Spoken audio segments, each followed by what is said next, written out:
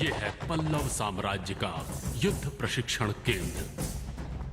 जब दूसरे देशों में नरबली का दौर चल रहा था, तब हम मार्शल आर्ट्स और दूसरी कलाओं के साथ साथ औषधियों का भी अध्ययन कर रहे थे। विभिन्न प्रकार के जानलेवा रोगों का यहां अद्भुत और शर्तिया इलाज तैयार किया जाता था। इन सभी कलाओं के साथ साथ सम्मोहन विद्या के भी महारथी थे बोधिधर्मन।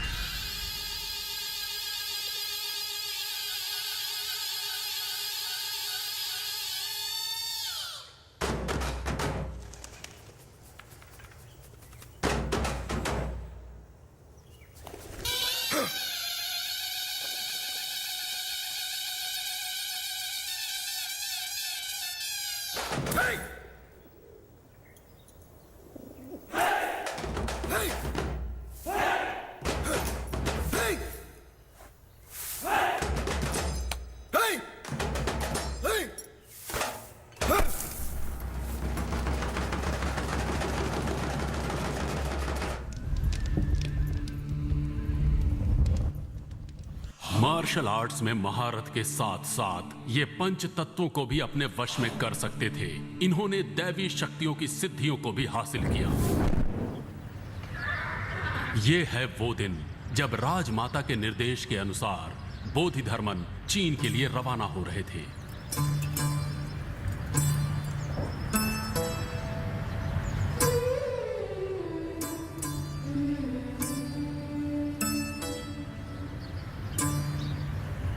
अगर राजमाता ने यह निर्णय ले ही लिया है कि मुझे चीन जाना चाहिए, तो अवश्य ये मुझे किसी भले काम के लिए भेज रही हैं। अनुमति देने के लिए धन्यवाद।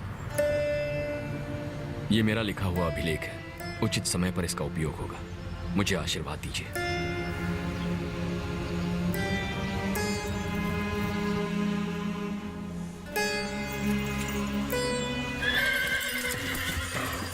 तीन साल के कठिन सफर के बाद बोधिधर्मन चीन देश के नानयंग गांव पहुंचे। इस गांव के ज्योतिषियों की भविष्यवाणी के अनुसार यहां बहुत बड़ा संकट आने वाला है।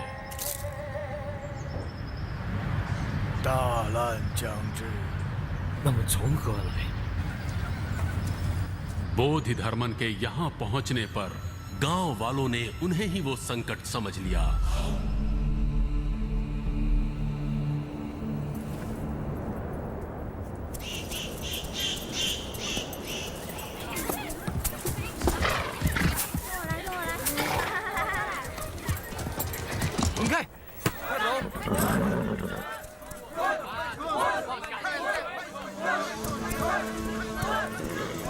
उनके वहां से जाने पर गांव वालों को लगा कि संकट चला गया, लेकिन संकट तो अभी आने वाला था। एक जानलेवा महामारी के रूप में जिसने किसी को नहीं बख्शना था।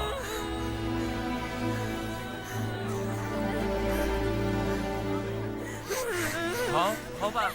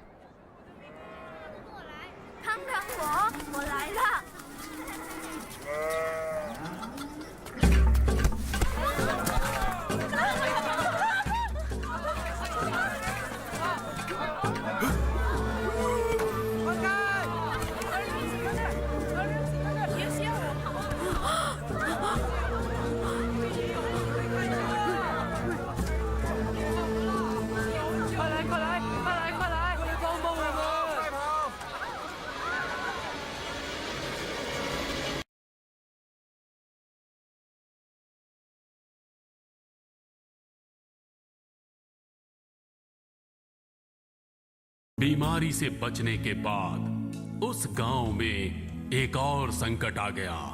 वो मनुष्य के रूप में हैवान था।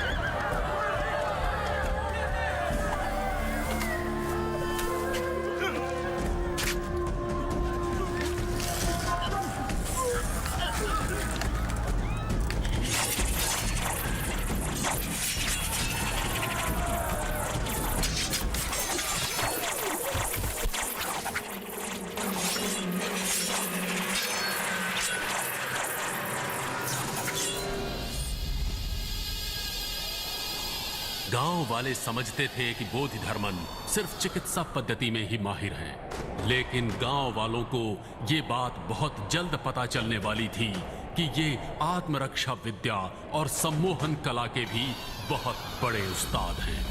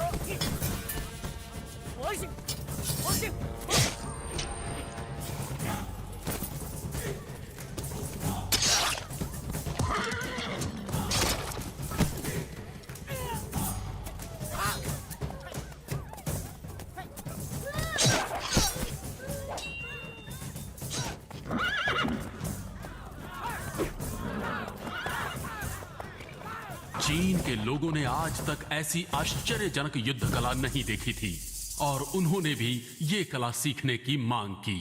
达摩，请你教我们武术，我们也是要学。谢谢，谢谢。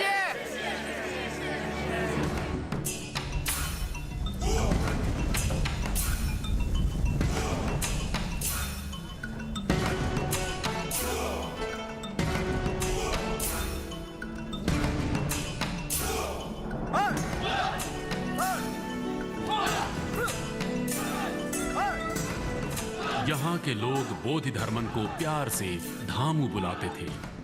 वो उस गांव में रहकर अपनी कला सिखाने लगे।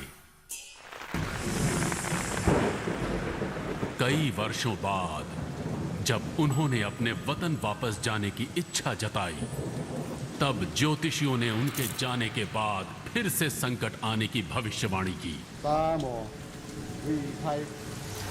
अगर इस संकट से बचना है तो बोधि धर्मन को यहीं रोकना होगा, किसी भी हाल में, जिंदा या मुर्दा। गांव वालों ने उन्हें रोकने के लिए उनके खाने में जहर मिला दिया, लेकिन बोधि धर्मन ये बात भली भांति जानते थे।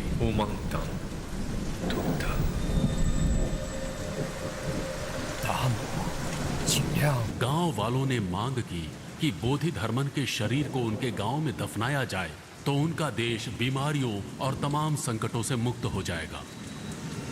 उनकी इस मांग को बोधि धर्मन ने स्वीकार कर लिया।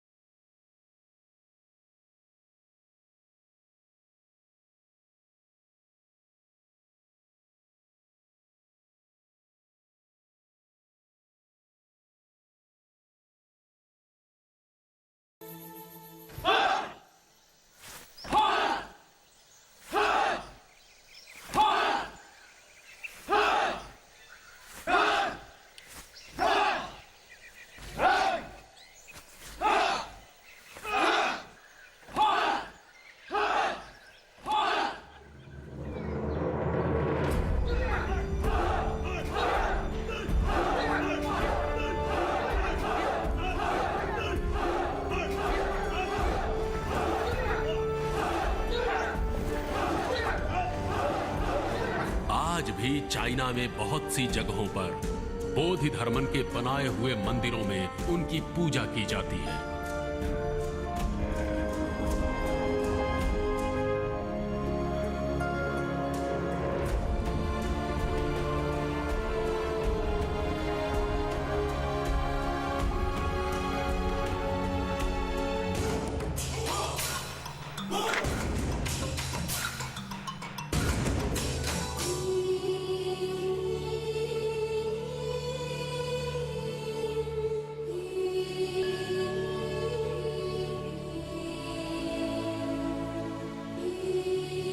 चाइना, जापान, थाईलैंड और कई देशों में मंदिर बनाकर एक भारतीय को पूजा जाता है, लेकिन हम में से कितने लोग इन्हें जानते हैं?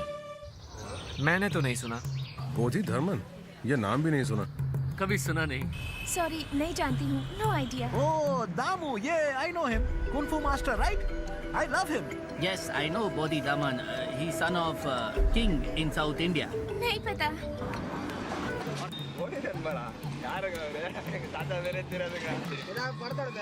Very good. Kung Fu guy. I know Damu master. He come from India.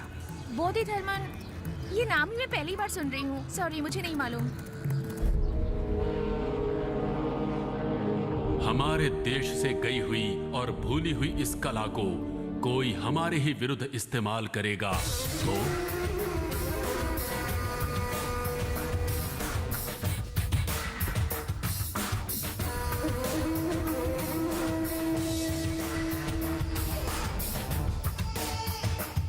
Dong ली, जिसके बारे में बताया था, ये शाओलिन टेम्पल का सबसे बेस्ट स्टूडेंट है। मिस्टर डोंगली, ये हमारे देश के चीफ साइंटिस्ट हैं। करीब 36 साइंटिस्ट ने 8 साल की मेहनत के बाद एक असाइनमेंट क्रिएट की है जिसका नाम है ऑपरेशन रेड। ये ऑपरेशन रेड इंडिया के खिलाफ है। अगर हम कामयाब हो जाते हैं तो 3 सालों में हम जो भी कहेंगे वही बन जाएगा लॉ इंडिया में। इंटरेस्टिंग। लेकिन एक लड़की की रिसर्च हम सब के लिए खतरा बन चुकी है। अगर उसकी रिसर्च कामयाब हो जाती है तो हमारा ऑपरेशन रेड किसी काम का नहीं रहेगा। इसलिए तुम इंडिया जाओगे, वहां उस लड़की को मारोगे और वापस आओगे। यह है तुम्हारी असाइनमेंट।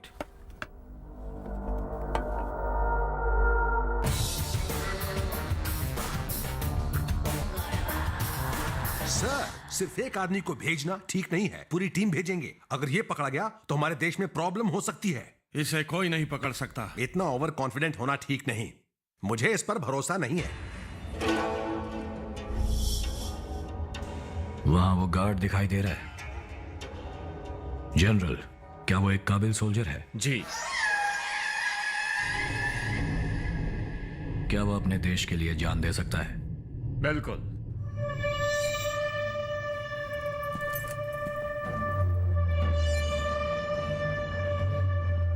पर अब वो मेरे लिए जान देगा।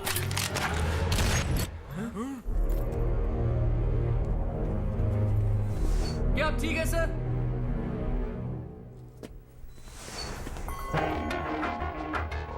तो क्या तुम देश के लिए जान देना चाहते हो या मेरे लिए?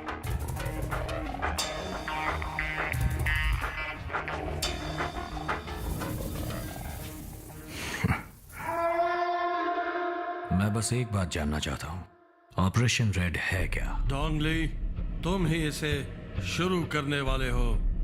जब तुम इंडिया पहुंच जाओगे अपने आप समझ जाओगे। तो मुझे इंडिया कब जाना है? आज ही।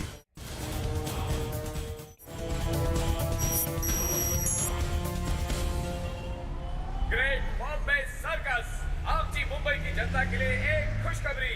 आप सब जिसका बेसब्री से इंतजार कर रहे थे, ग्रेट बॉम्बे सर्कस आप जी मुंबई के समुद्र के किनारे रोजाना 2 शो और शनिवार और रविवार 4 शो।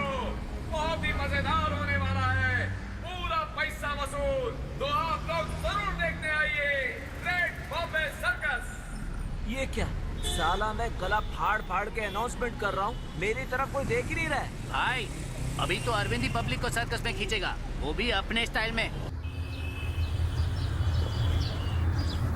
हे, चलना टिंगू, बाहर एक राउंड मार कर आते हैं। मैं नहीं जाऊंगा, मुझे यहाँ काम है। ठीक है, अगर सेठ ने पूछा तो संभाल लेना, आने में लेट होगा, समझा? ठीक है। ठीक लग रहा हूँ? एकदम झकास। चल चल, निकल निकल निकल, खड़ूस सेठ देख लेगा। मान लीजिए ना सर। नहीं नहीं नहीं, नहीं। ये मैं नहीं कर सकता। हम कॉलेज स्टूडेंट्स हैं, मैंने कह दिया ना, नहीं होगा। College please sir, please sir, आप हमारी मदद एक बार कह दिया, आपको समझ में नहीं आता? बहुत जरूरी है सर, Sorry. हमारी मदद करें Very please sorry. Sir, please. अब आप जाइए। हमारी रिसर्च का सवाल है सेठ सर। जी, एक मिनट, मैंने कह दिया ना, अब आप जाइए। प्लीज सर, प्लीज एक बार सुन लीजिए। अरे आपको समझ में नहीं आता, मैंने कह दिया ना, नहीं कर सकता। अधूरा रह जाएगा।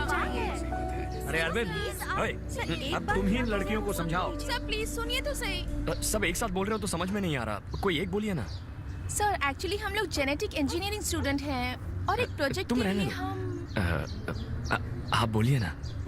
हम जेनेटिक इंजीनियरिंग के स्टूडेंट्स हैं। हमें हमारी रिसर्च के लिए एक बंदर चाहिए, जस्ट 1 डे। अगर सुबह ले जाएंगे तो शाम को 5 बजे लौटा देंगे। उसके लिए ये 10,000 रुपए मांग रहे हैं।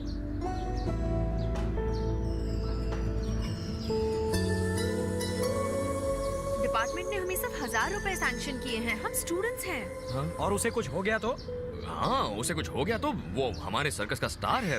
कुछ नहीं होगा, चाहिए तो आप हमारे साथ चलिए, पूरा दिन हमारे साथ रहिए, शाम को बंदर के साथ वापस आ जाइए। ओके? बस एक दिन रहूंगा, अगर बंदर भाग गया तो सेठ जी छोड़ेंगे नहीं ना। ठीक है सेठ जी, मैं जाता हूँ, इनके साथ स्टूडेंट्स है ना, इनकी हेल्प हो जाएगी। हो जाएगा, इन लड़कियों से पैसे ऐंठने। क्या सेठ जी कचरा कर रहे हैं, मुझे कुछ नहीं चाहिए। बंदर के लिए 1100 दे दीजिएगा, 1100 ले लीजिए। हाँ सेठ जी, ठीक है तो सेठ जी मैं चलता हूँ। नहीं नहीं नहीं नहीं, ये चाहिए तो ले जाओ, फ्री में। लेकिन बंदर सर्कस छोड़कर कहीं नहीं जाएगा। ठीक है, आपकी मर्जी, चलो चलते हैं। अरे सेठ जी, ये लोग जा रहे हैं। सेठ जी जा रहे हैं, ये लोग रोको इन्हें। जाओ और अपना काम कर। 1000 रुपए में मान जाओ ना सेठ जी। अब आप चाहे तो 50 रुपए मेरे पगार से काट लीजिए। आप डन कर दीजिए। वो चली जाएगी सेठ जी, वो जा रही है। देखिए मैं ओके बोल देता हूँ। सेठ जी ओके ओके ओके हो गया। ये मान गए। जाइए। अरे रुकिए, मैं नहीं मानने वाला, जाइए। सेठ जी जाओ जाओ, चल निकम्मे, तू भी जाकर अब अपना काम कर।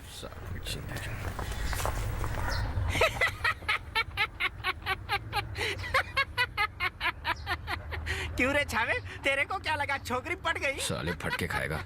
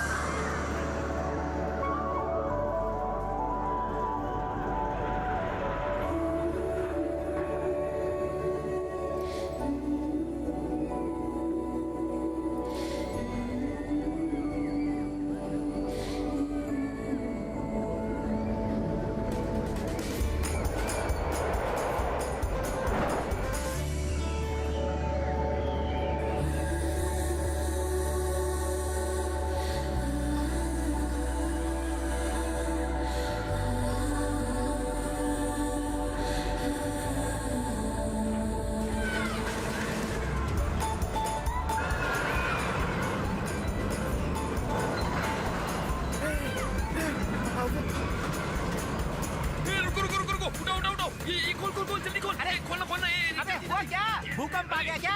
अबे कौन सी लड़की? कौन सी लड़की? क्या हो गया तुझे? अरे कौन सी सर्कस वाली लड़की? अरविंद, अरे मुझे तो लेता चल। सॉरी सर, चकरा गया, सब सुन हो गया यार। साले इतने डेंजर झूले में बैठेगा तो कुछ तो होगा ना। उल्टी आ रही है क्या? चुबे, साले कुछ भी बोलते रहता है। सुन अरविंद, अरविंद, अरे सुन।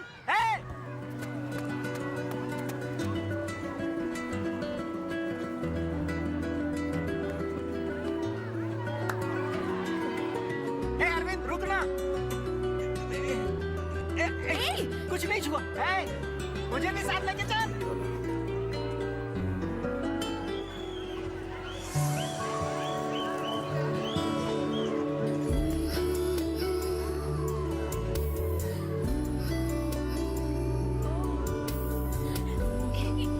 अच्छा एक फोटो चलो। हाँ चलो।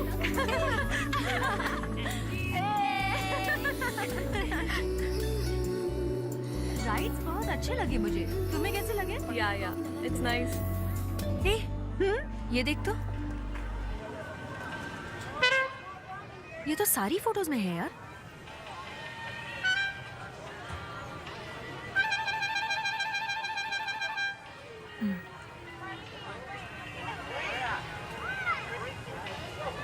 सुधा।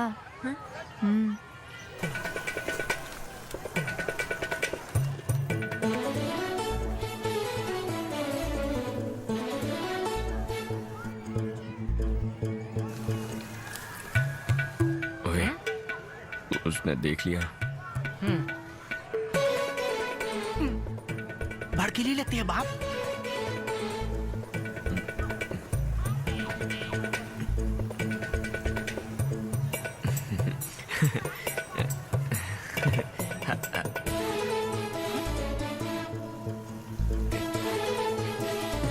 बाय। आइला, चल रे कल्टी मार। कहाँ गया?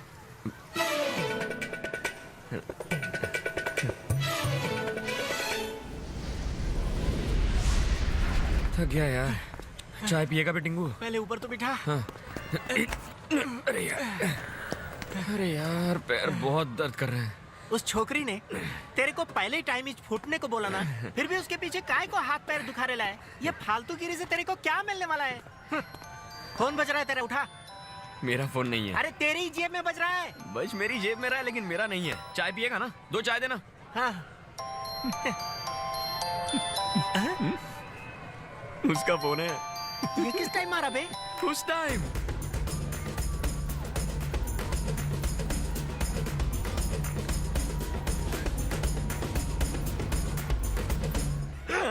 तू तो बाप निकला रे। मैं साला आज तक किसी का पॉकेट नहीं मार सका, तूने फोन मार दिया। ए हाँ वापस दे दूंगा यार। हाँ हाँ ऐसे नीचे से उठाकर दूंगा तो थैंक्स तो बोलेगी ना। हाँ, समझा? चल जा जा दे क्या जा। हाँ? साले अभी तो बोला वापस दूंगा। वापस दूंगा बोला, अभी दूंगा थोड़ी बोला, कल दूंगा। क्या रे क्या प्लान है? अभी दूंगा तो सिर्फ थैंक्स बोलेगी, अगर कल दूंगा तो थैंक्स के साथ एक मीटिंग भी हो जाएगी ना। हाँ? तू तो गुरु निकला। उसका ही होगा, फोन उठा जल्दी। क्यों नहीं? अभी उठाया तो उसको लगेगा हम फालतू हैं। काम धंधा नहीं है, फोन का वेट कर रहे थे। It's ringing. मैं फोन उठाऊंगा नहीं ये सोचकर बेचैन हो रही होगी। अबे सिग्नल चला गया।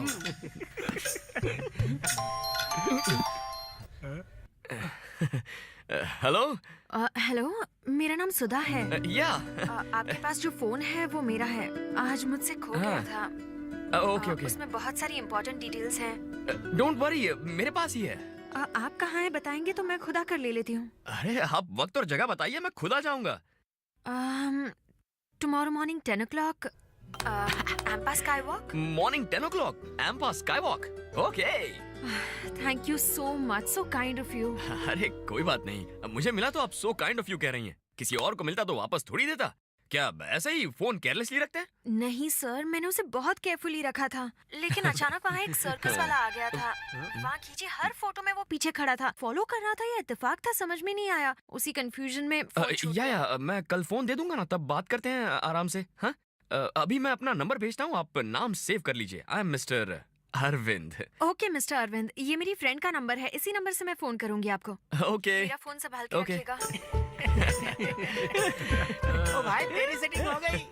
क्या प्लान बना के तूने फोन मारा? अब लव की भी कुछ ऐसी सेटिंग कर डाल दियो।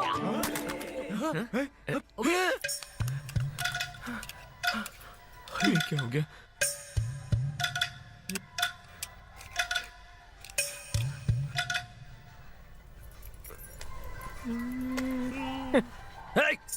साले ये मेरा प्लान था।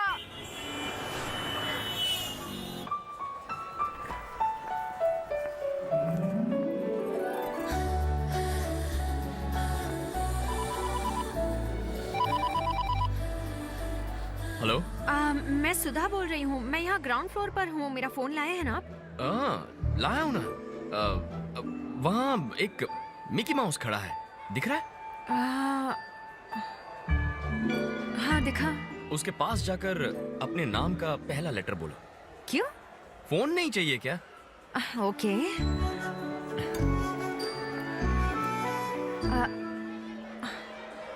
एस। मेरे नाम का पहला अक्षर है एस। हाँ?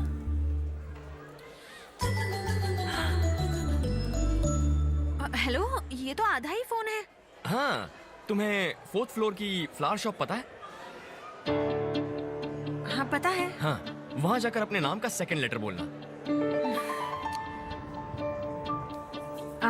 Excuse me. जी? मेरे नाम का सेकंड लेटर है यू। हाँ, ये आपके लिए और ये भी। सामने KFC दिख रहा है? हाँ। क्या वहाँ लास्ट टेबल पर एक आदमी ग्रे टी शर्ट पहनकर फोन पर बातें कर रहा है? हाँ हाँ। क्या आप उसे जानती हैं? मैं उसे कैसे जान सकती हूँ? आप उसी से तो बात कर रही हैं। लेकिन मैं तो आपसे बात कर रही हूँ, पर वो।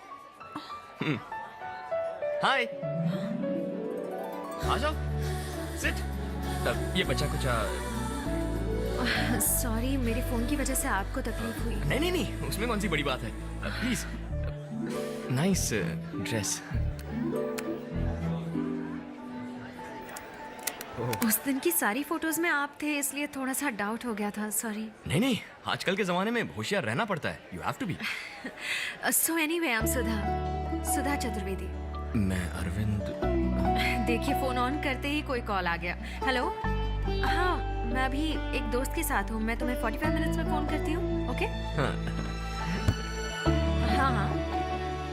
क्या आज वेंसडे है? What time? ओके, मैं भी आती हूँ। अरविंद नहीं तुम्हें नहीं Arvind I have to go I am so sorry it's extremely urgent I completely forgot thank you हाँ बोलो I know it's my mistake but you should have reminded me at least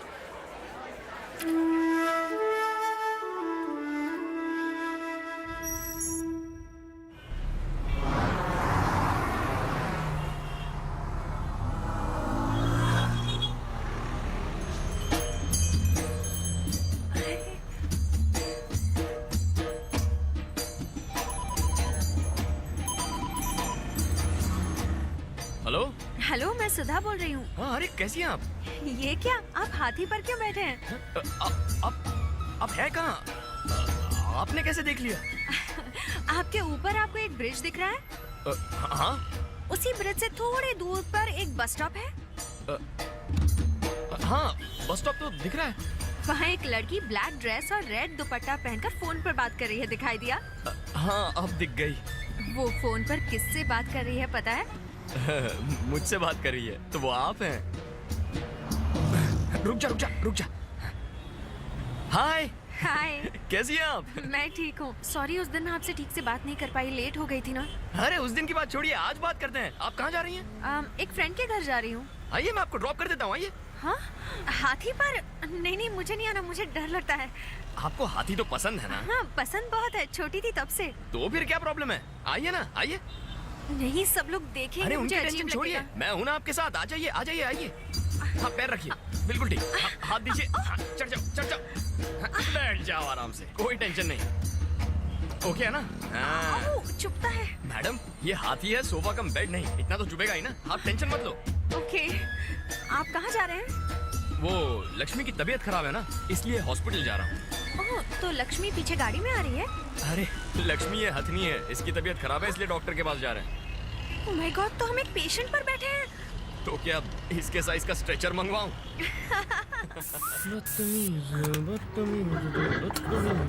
क्या बात है यार तू आज बहुत खुश लग रहा है। गांव से रिश्तेदार आ रहे हैं यार सर्कस देखने के लिए। सर्कस वहाँ सर्कस नहीं लगता है क्या? अबे गांव से आ रहे हैं गांव में कभी सर्कस लगता है क्या? तू पहले रुकी 20 टिकट बुक कर देना। अरे अरविंद हाँ? तेरे घर वाले आ गए। अभी गए? हाँ हे चाचा कैसे हो? अच्छा हूँ बेटा, सब ठीक रहा कैसा ना? है तू? सफर कैसा था? अरे दादी को भी लेकर आ गए। अरे बेटा कैसी हो तुम? चाची ठीक हो ना? मैं ठीक हूँ बेटा। और चाचा कहीं जाना तो नहीं है ना? फिलहाल तो कहीं नहीं यही तो रहेंगे। चलिए पहले सर्कस देख लेते नहीं मुझे नहीं देखना अपना घर ही एक सर्कस है इनको लेकर जाओ। देखिए चाची कितनी मोटी हो गई पहलवान जैसी लग रही है। नजर मत लगा मुझे। गौरी पढ़ाई कर रही हो ना कौन सी क्लास में हो? 10वीं में 10वीं में। हमारी पूछे जा रहा है हाँ। तू कैसा है? अरे दादी मैं ठीक हूँ। काहे का ठीक अपनी हालत तो दे। कहाँ दिख रहा तू? कुछ चलो, नहीं चले। बेटा, घर से मैं मिठाई लाई हूँ लो। घर से लाई हो? बेल बज गई। अरे मेकअप कैसे होता है किसको किसको देखना है? मुझे देखना चलो, है। जाओ, चलो जाओ, चलो चलो जाओ। आप लोग अंदर बैठिए।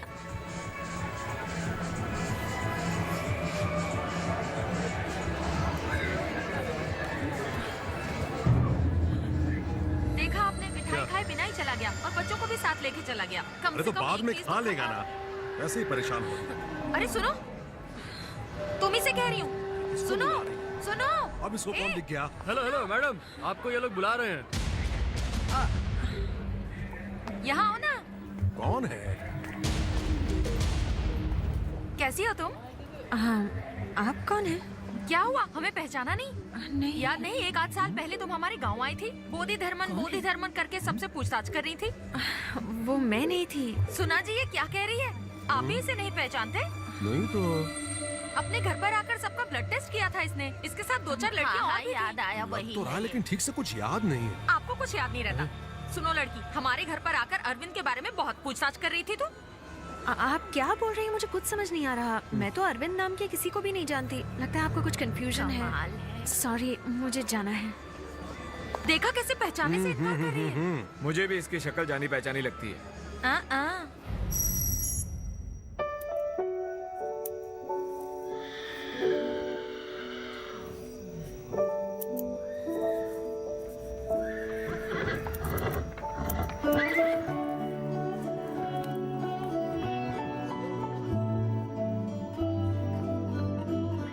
कल ये गिफ्ट देते ही वो जरूर मान जाएगी। आई लव यू लिख ही देता हूं। I love you.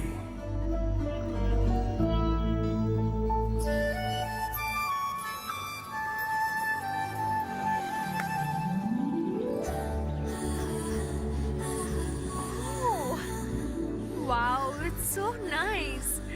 Thank you. इसे मैंने खुद बनाया है। सच कह रहे हो? तुम्हें ये सब बनाना आता है? हाँ। Wow. इस पर क्या लिखा है पढ़ो ना। I love you. Oh, thank you. I love you too. मेरी सहेली मालती को ऐसी डॉल्स बहुत पसंद है। उसके लिए भी एक बना सकते हो प्लीज? वो देखेगी तो तुरंत छीन लेगी। नेक्स्ट टाइम उसके लिए भी एक बनाना, okay? But thank you so much, it's lovely. Thank you. ठीक है, मैं काम से जा रही हूँ, तुम्हें कहीं ड्रॉप कर दूँ? मैं अरे चलो। हाँ। कम।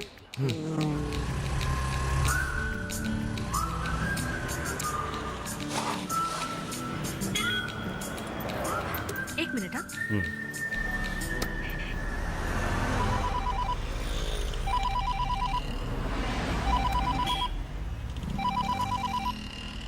क्या भिड़ू, गिफ्ट दिया कि नहीं?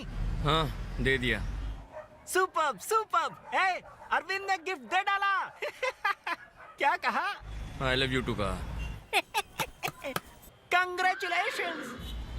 नहीं यार, उसके आई लव यू टू का कोई मतलब नहीं था। ऐसा लगा जैसे सिर्फ बोलने के लिए बोल दिया। आजकल लड़कियां सबको लव यू प्रसाद के जैसे बांटती हैं। क्लास में किसी लड़के को लव यू बोला, कैंटीन में किसी लड़के को लव यू बोला, टाटा बाय बाय जैसे हो गया है भिड़ू ये। सिचुएशन कुछ अजीब होती जा रही है। अभी मैं एटीएम में खड़ी हूँ, वो बाहर खड़ा है।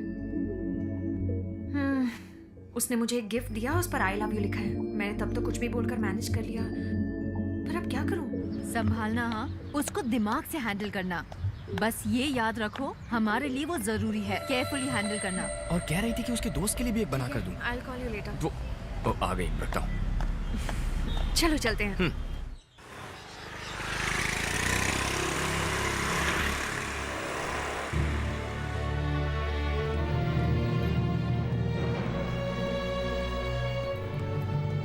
अरविंद 2 मिनट रुकना, मैं अंदर जाकर आती हूँ। हाँ ठीक है।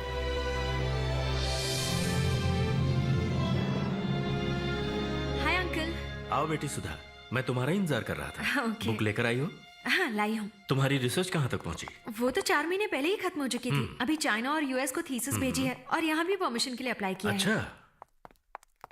आपने मेरे लिए बहुत रिस्क लिया है अंकल। हाँ बेटा, रिस्क तो था, लेकिन ये जरूरी भी तो था।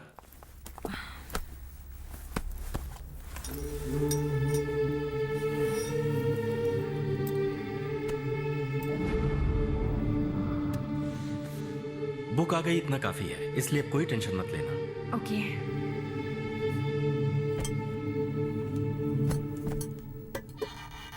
तुमने उस लड़के को बता दिया ना?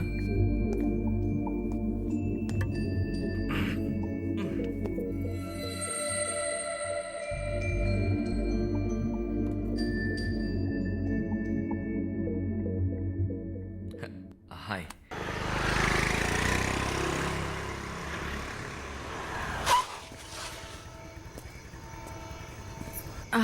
क्या तुम कल सुबह 10 बजे फ्री रहोगे? तुमसे कुछ बात करनी है। हाँ, जैसा तुम कहो। मुझे भी कुछ बात करनी है। लगता है हम दोनों एक ही बात करने वाले हैं। Okay, bye.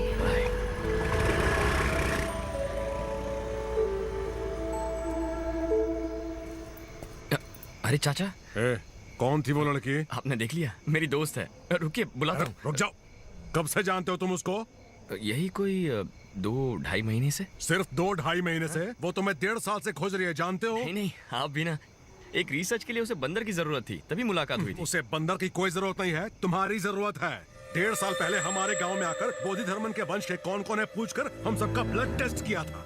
बोधि धर्मन और तुम्हारी फोटो को एक साथ रखकर तुम्हारा नाम क्या है, तुम कहाँ काम करते हो, ये सब पूछा था उसने। उसके बाद मैंने उसको दोबारा यहाँ देखा। हमें नहीं पहचानने का नाटक कर रही थी। वो बोली कि तुमको भी नहीं जानती। तुम्हारी चाची ने उसको पहचान लिया था और मुझे भी शक हुआ था। अभी देखा तो तुमको बाइक पर छोड़कर गई।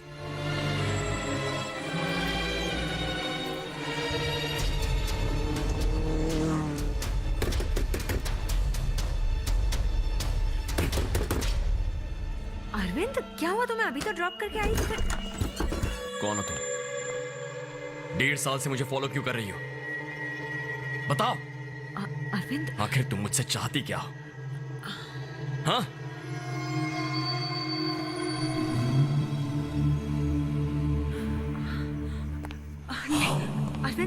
अरविंद प्लीज मेरी बात सुनो।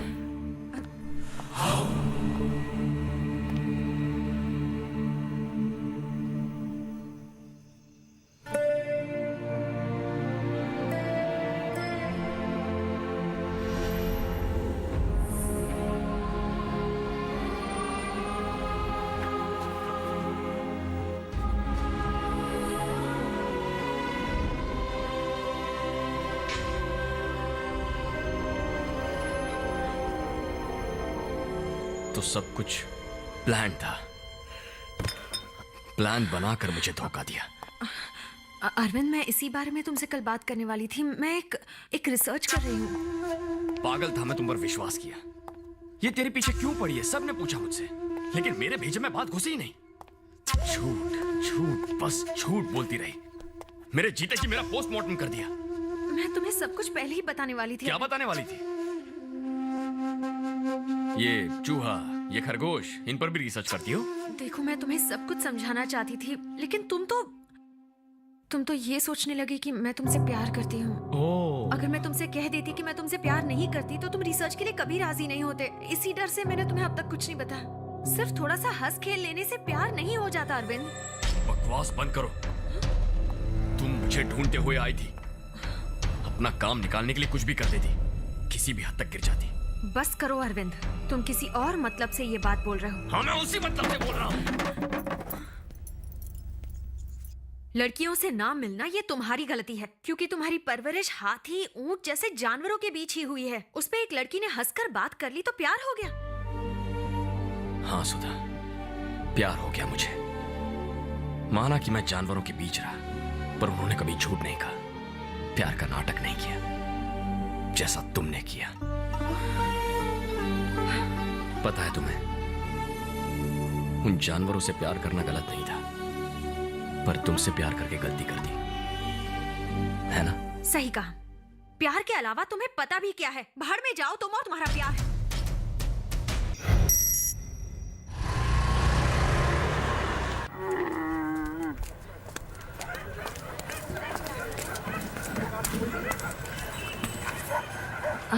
अरविंद,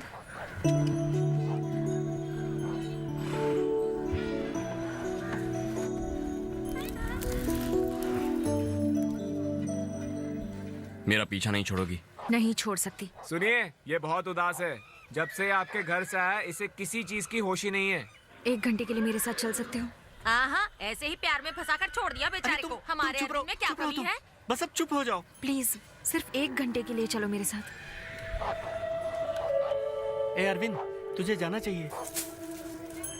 आप गाड़ी के पास जाइए, मैं इसे भेजता हूँ।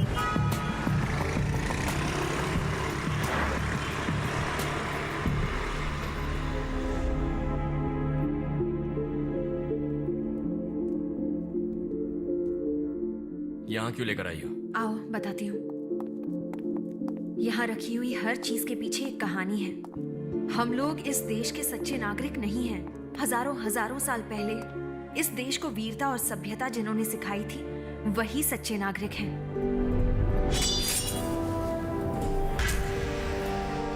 ये म्यूजियम नहीं है अरविंद, इस देश के सच्चे नागरिकों की समाधि है। अगर मैं कहूँ कि आज की मॉडर्न साइंस की विद्या से वो लोग 500 साल आगे थे तो तुम विश्वास करोगे? साइंटिस्ट ने स्पेस रिसर्च से ये बताया है कि 9 ग्रह हैं। वो टेलीस्कोप से देखकर बता रहे हैं। लेकिन हमारे इस देश में आज से हजारों साल पहले लोग मंदिरों में 9 ग्रहों की पूजा करते थे। कैसे? धरती का रेडियस 1500 साल पहले आर्यभट्ट ने कैसे बताया था? आज अगर बोलते हैं बारिश होगी तो धूप निकलती है, अगर कहते हैं धूप निकलेगी तो बारिश होती है। यही है मॉडर्न साइंस। लेकिन 20 साल बाद आने वाले अमावस्या और पूर्णिमा के बारे में हम घर बैठे बैठे आज ही बता देते हैं। वो कैसे? ये है हमारा साइंस। इस किताब को देखो।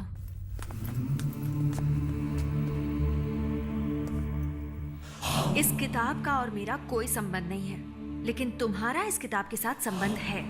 पता है ये किताब किसने लिखी है? ग्रेट मास्टर बोधि धर्मन। एक भारतवासी, उन्हें दूसरा बुद्ध मानते थे।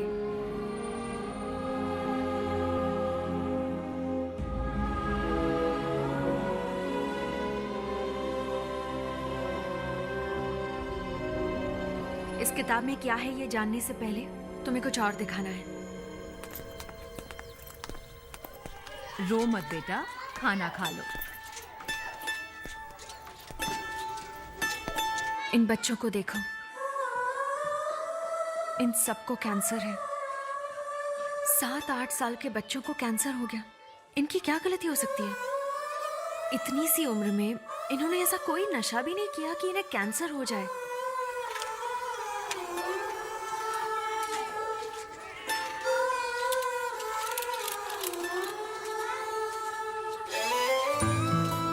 बच्चे मेंटली चैलेंज्ड हैं।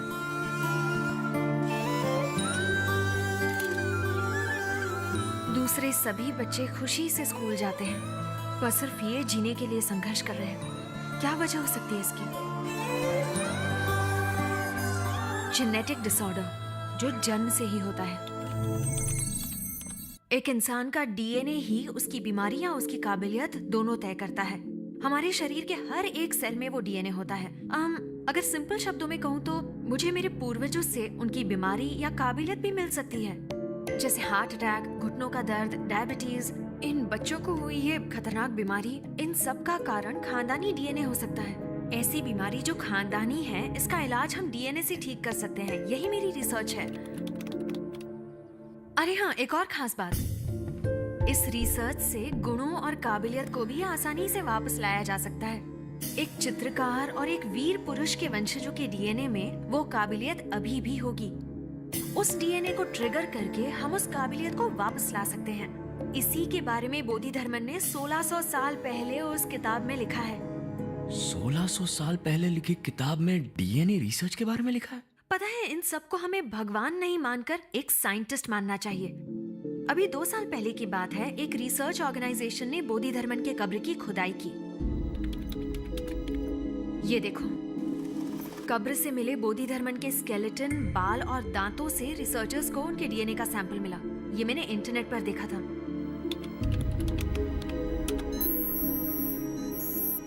ये है बोधिधर्मन का डीएनए। बोधिधर्मन के वंश के लोग, यानी तुम्हारे रिश्तेदार, आज भी कांचीपुरम के पास रहते हैं, ऐसा मुझे पता चला। और फिर मैं उनसे मिलने गई।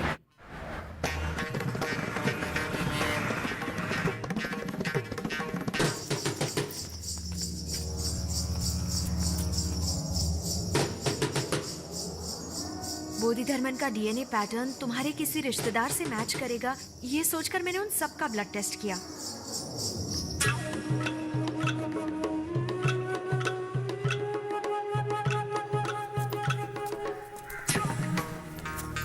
उस दौरान मैं तुम्हारे चाचा के घर भी गई।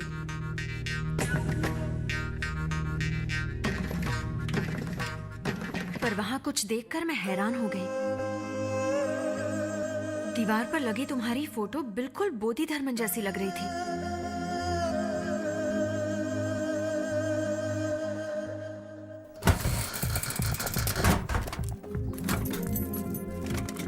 फिर तुम्हारे एक हेयर ब्रश से मुझे तुम्हारे कुछ बाल मिले।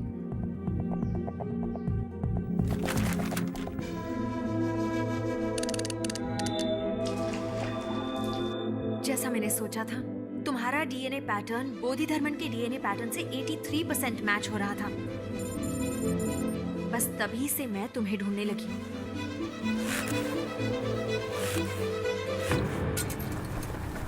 सर्कस में चोट लगने से जब तुम्हें हॉस्पिटल में भर्ती किया गया, तो मेरी रिसर्च की सारी जरूरत की चीजें मैंने डॉक्टर से ले ली। बोधिधर्मन के गुण मुझे तुम्हारे डीएनए में मिले। इसे जेनेटिक मेमोरी कहते हैं। उस डीएनए को ट्रिगर करने से बोधिधर्मन की काबिलियत तुम्हारे अंदर आ जाएगी। यस, 1600 साल पहले जो बोधिधर्मन जिंदा थे, उनकी सारी काबिलियत को अब हम वापस ला सकते हैं। लेकिन उनकी काबिलियत आज कैसे इस्तेमाल होगी? बोधिधर्मन बहुत बड़े वैद्य थे। हमारे देश के लगभग हर जंगल में हजारों बीमारियों के इलाज के लिए जड़ी बूटियां हैं, लेकिन उनकी दी गई जानकारी समय समय पर नष्ट होती गई। बोधिधर्मन को हर एक पत्ते का गुण और जड़ की पहचान थी। इस जानकारी से पूरे विश्व का फायदा होगा, पर यह सब मुमकिन हो सकता है अगर तुम राजी हो जाओ। मुझे क्या करना होगा?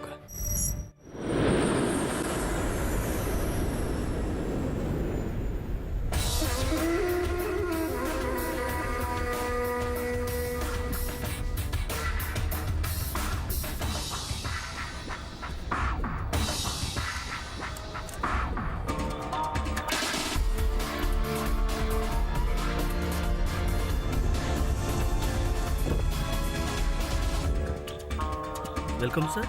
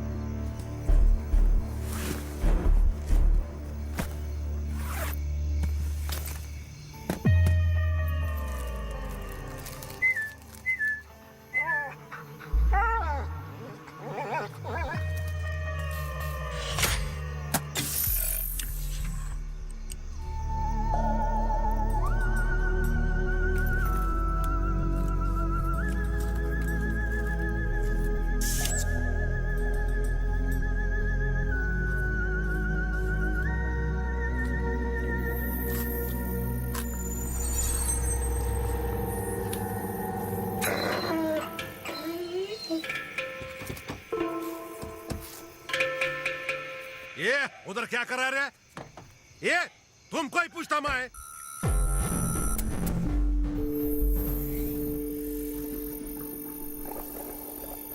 यार ये गुरखा है क्या रे तू? कौन है तू? क्या करता रे इधर? चलो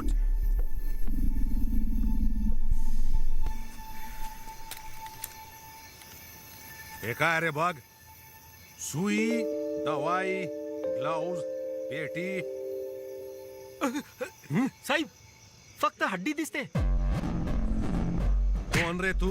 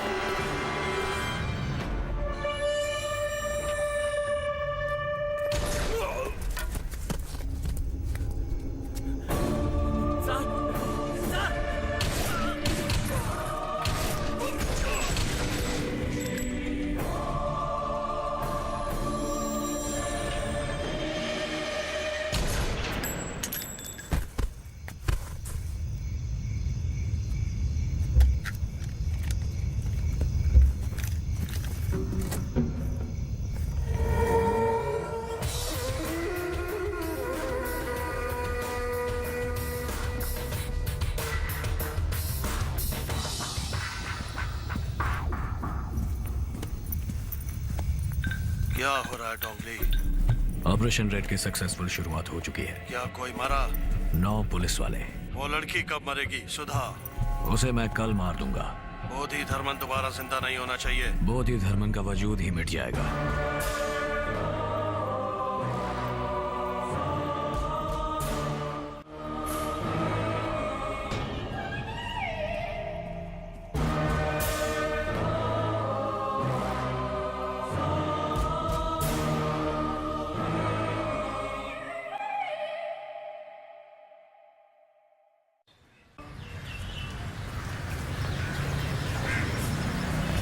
थैंक्स अरविंद. थैंक्स किस लिए? तुम इस रिसर्च के लिए राजी हुए इसलिए. आज जो मीटिंग होने वाली है वो 3 साल से मेरा सपना है.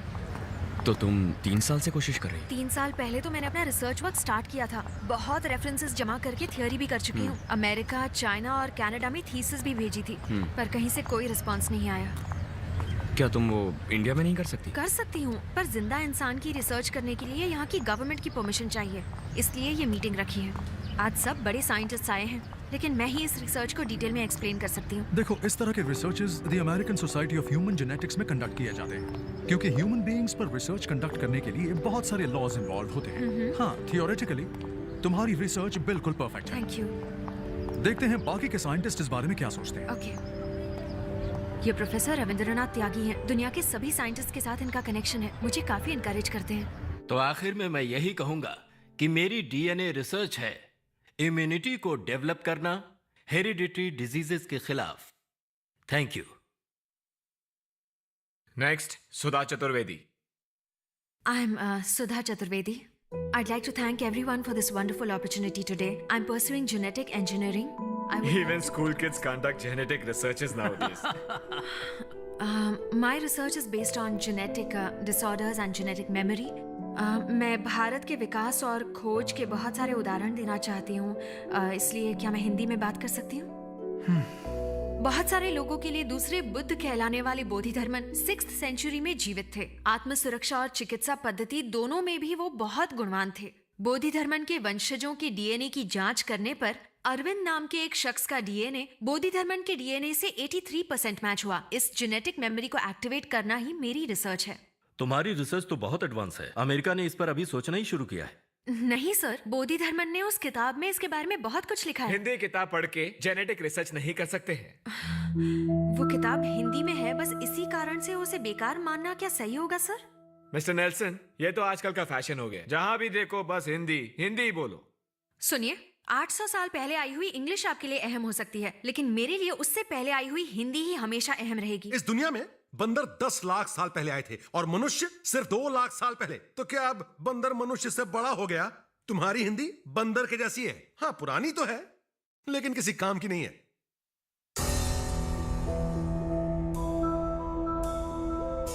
सुधा प्लीज। उन्होंने एक बार और हिंदी भाषा को बंदर कहा तो उनका मुंह तोड़ दूंगी। यहाँ सब लोग हिंदी जानते हैं, तो उस आदमी को हिंदी का मजाक उड़ाने की क्या जरूरत है? तेरे दादाजी का गांव तो अलीबाग था ना, तो जर्मनी में सेटल होने से तू हिंदी भूल गया क्या?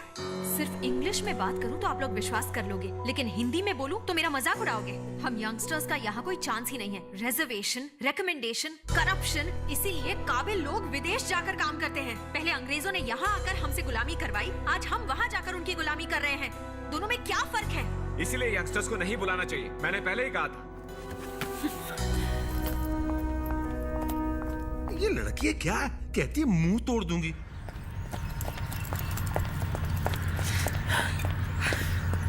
क्या हुआ सुधा? इंडियन होने के कारण विदेश में इज्जत नहीं देते हैं, हिंदी बोलने के कारण इंडिया में इज्जत नहीं देते हैं। क्या कहा उन्होंने?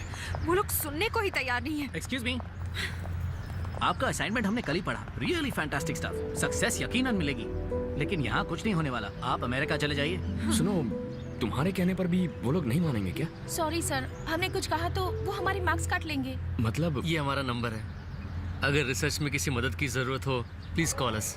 तो अब हम क्या करेंगे? इनके सपोर्ट के बिना हम इंडिया में कुछ नहीं कर सकते हैं। सुधा चतुर्वेदी आप ही हैं? हाँ, मैं ही सुधा हूँ। आपसे कुछ पूछताछ करनी है। आप हमारे साथ पुलिस स्टेशन चलिए। पुलिस? क्या मैं भी चल सकता हूँ? आप भी चल सकते हैं, आइए।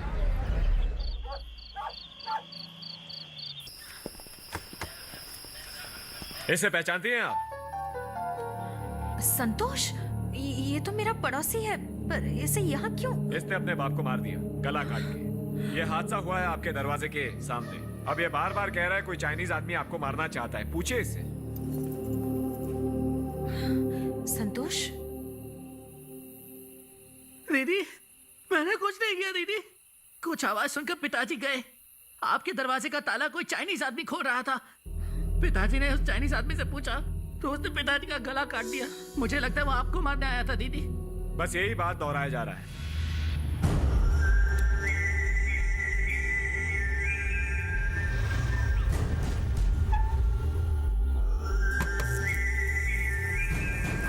Hello, can you hear me? Hello, यही है वो दीदी। सर, ये वही है दीदी। आप भाग जाइए, आप भाग जाइए। ये आपको मार डालेगा दीदी।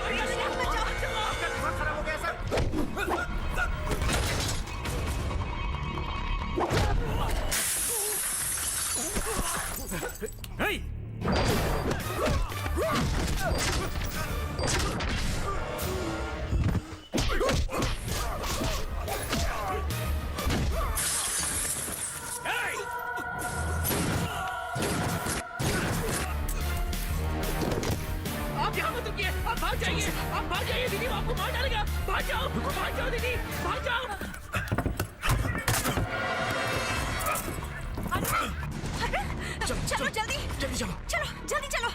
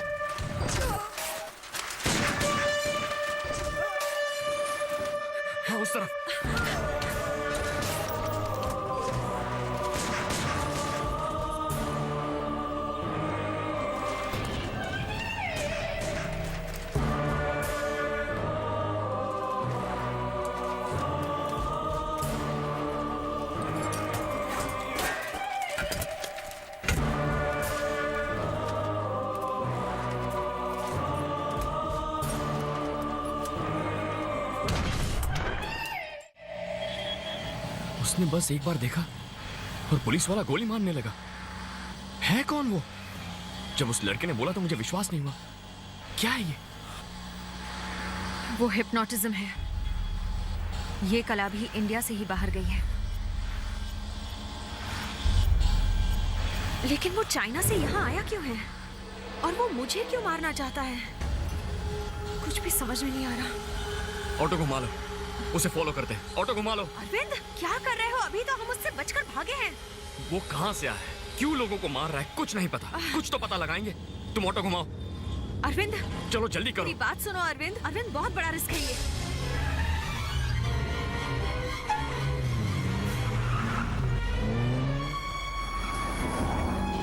देखा, वो जा रहा है। उस गाड़ी को फॉलो करो, जल्दी करो। Okay sir.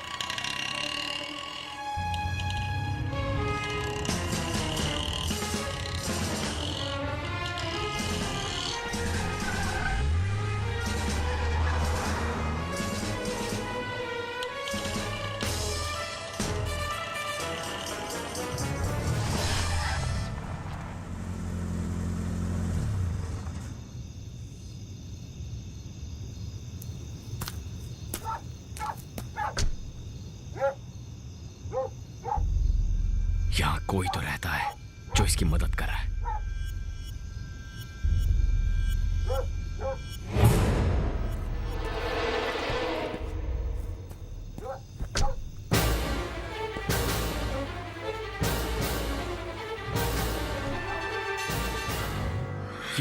ये तो वही प्रोफेसर है।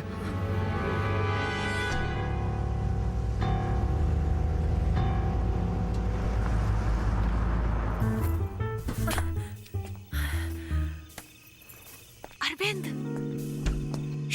अंदर आ जाओ, घर के अंदर कोई नहीं है।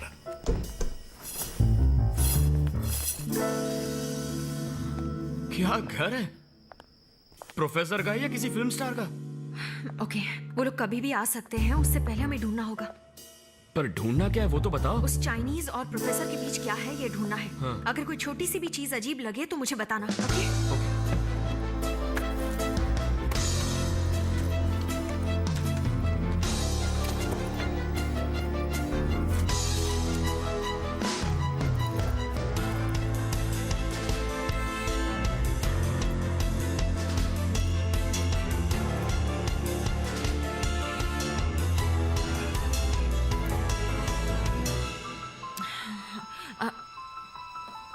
अरविंद,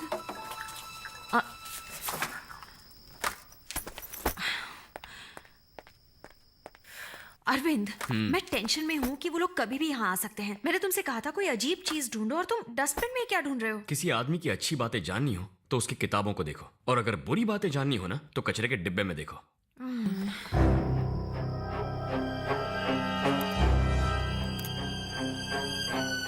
ट्रैश में ही काम का मेल मिला। ऑपरेशन रेड के नाम से चाइना वाले इंडिया में कुछ करने वाले हैं, और उसके लिए उन्होंने डोंग ली नाम के एक आदमी को भेजा है। मतलब ये चाइनीज आदमी ही डोंग ली है। पर प्रोफेसर के साथ उसका क्या कनेक्शन हो सकता है?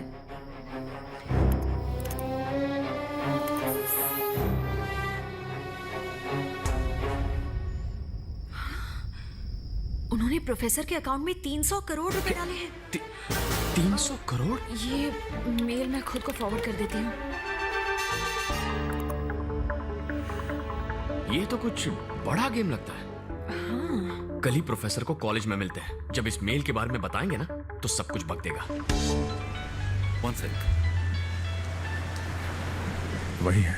कौन वो? सुधा, बात करो उससे। Hello sir, sorry to disturb you. क्या मैं कल आपको डिपार्टमेंट में मिल सकती हूँ? क्या ये तुम्हारे? हाँ सर, उसी रिसर्च के बारे में बात करनी है। एक मिनट सुधा, वो कल मुझसे मेरे डिपार्टमेंट में मिलना चाहती है।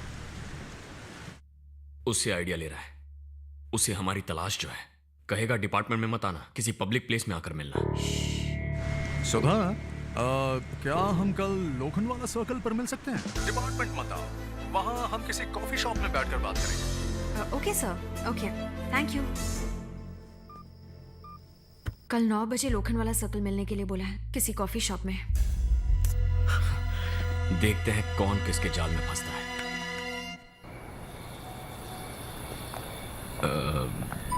काफी दिनों से पूछना था, तुम्हारी फैमिली वाले कहाँ हैं? मुंबई में है? इस वक्त तुम्हें मेरी फैमिली कैसे याद आ गई? मेरे पिताजी कोल्हापुर में एक बहुत बड़े वैद्य थे, बहुत काबिल थे। बड़े बड़े डॉक्टर्स जो डायग्नोज नहीं कर पाते थे, मेरे पिताजी यूं कर देते थे। उनकी वजह से औरों की क्लिनिक्स नहीं चलते थे, इसलिए पिताजी एक ढोंगी डॉक्टर हैं, बिना डिग्री के इलाज करते हैं, ऐसा कहकर 3 साल उन्हें जेल में डाल दिया। उसके बाद किसी से वो बात नहीं करते थे। फिर कुछ दिनों बाद ही वो गुजर गए। उसके बाद कोल्हापुर में हमारा हॉस्पिटल एक लॉज बन गया। उसका किराया मुझे आता है। That's it.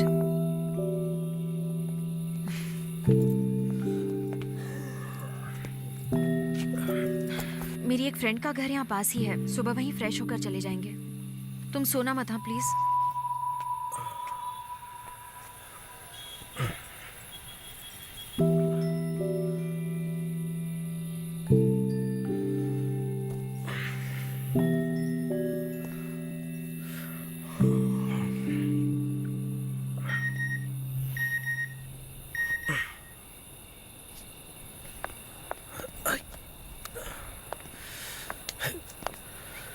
इतनी रात गए फॉरवर्ड मैसेज भेज रहे हैं। Subscriber is sleeping.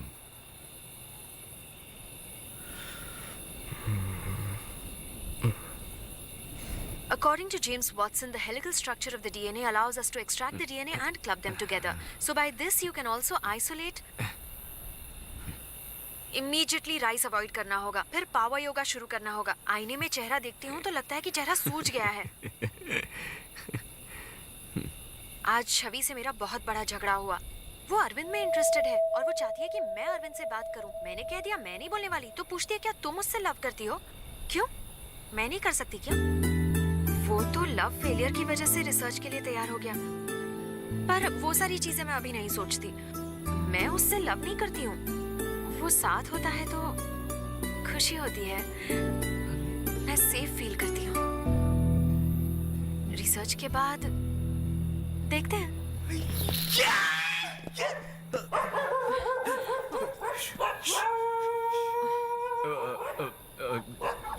ये तुम्हारा फोन बीप कर रहा था, फोन पे फॉरवर्ड मैसेज आया, तो ये तुम सो रही थी ना, तो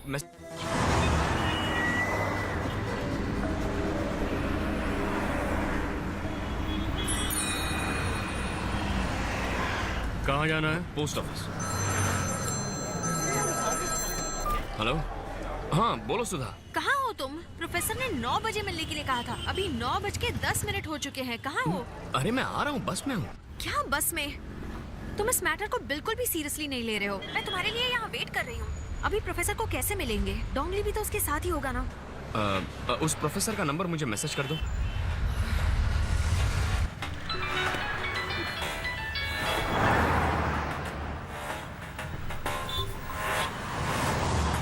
हेलो सर, पनवेल में 30 एकड़ की जमीन है, खरीदेंगे क्या? कौन है, क्या चाहिए? आप ही चाहिए सर। पता चला कि चाइना से आपको 300 करोड़ रुपए मिले हैं। सोचा आपको इन्वेस्टमेंट करनी होगी तो फोन किया। कुछ समझ में नहीं आया। मुझे हिंदी नहीं समझते। हाँ हाँ, अब तो आप हिंदी में कहाँ समझेंगे, चाइनीज में बोलूंगा तो ही समझ में आएगा ना। आजकल तो वहीं आपका लेन देन बहुत ज्यादा चल रहा है। सुनो, तुम अपने हाथ आग में दे रहे हो, चलकर राख हो जाओगे। अबे चुप। तूने जो चाइना से 300 करोड़ रुपए लिए वो, और ऑपरेशन रेड की सारी डिटेल्स मैंने तेरे कंप्यूटर से निकाल ली है। हेलो, वो मुझे दे दो, मुझे वो सब वापस कर दो। मेरे को क्या येड़ा समझा है क्या? अब मेरे 2 सवालों का जवाब दे। तुम लोग सुधा को क्यों मरवाना चाहते हो, और ये ऑपरेशन रेड क्या है? हेलो, मुझे दूसरा कॉल आ रहा है, मैं बाद में फोन करता हूँ। तेरा वो चाइनीज दलाल फोन कर रहा है? अगर फोन काटा तो आज शाम को सारे न्यूज चैनल्स में ऑपरेशन रेड की खबर आ जाएगी। नहीं नहीं, ऐसा मत करना। मुझे क्या करना है बताओ? ऑटो में बैठ। ऑटो में? ऑटो में बैठ। हाँ, ऑटो।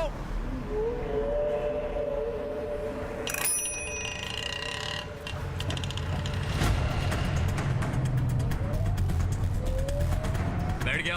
हाँ, आना कहाँ है मुझे? बीकेसी आजा। ड्राइवर बीकेसी ले लो।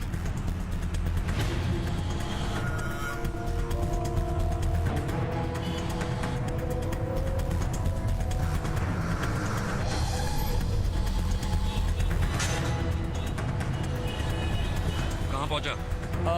लीलावती के पास हूँ। उतरकर स्टेशन की तरफ चलने लगा। लेकिन क्यों? तू बस चुपचाप चलना शुरू कर।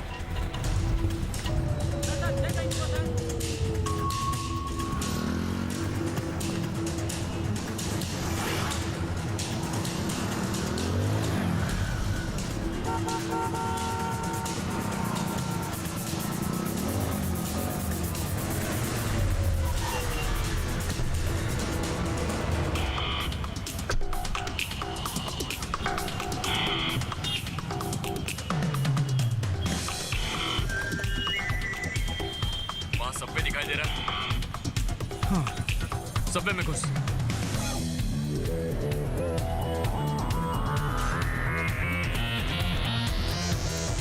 उतरा ना? अब लेफ्ट से ऊपर चढ़ जा।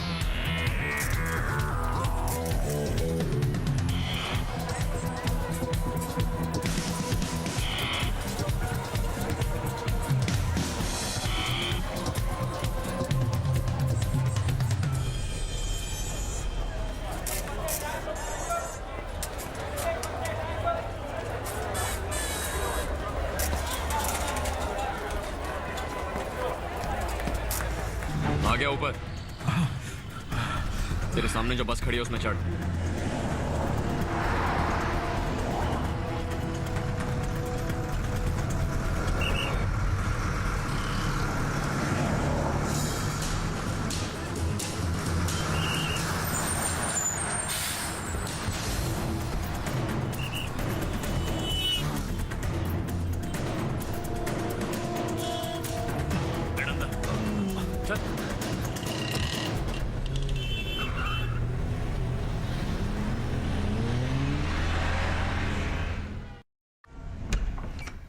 क्या बात है? यहाँ क्यों बुलाया? पहले अंदर आओ।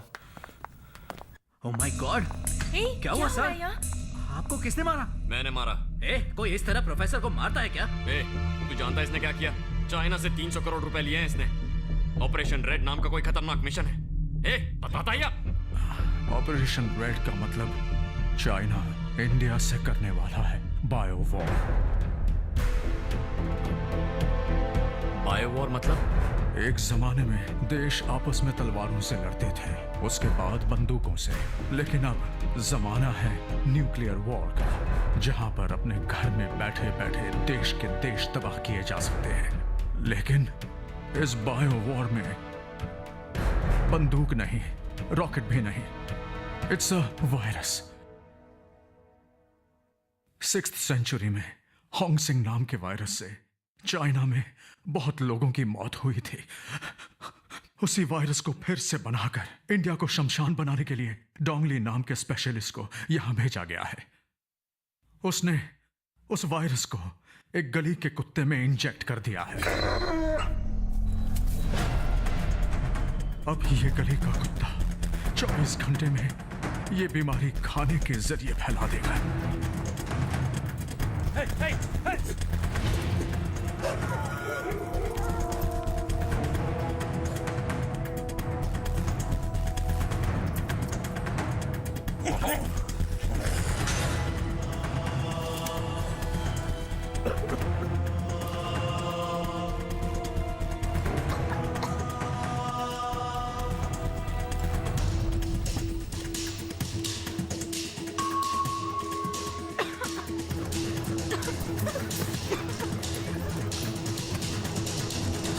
अब तक बहुत से कुत्तों में ये बीमारी फैल गई होगी।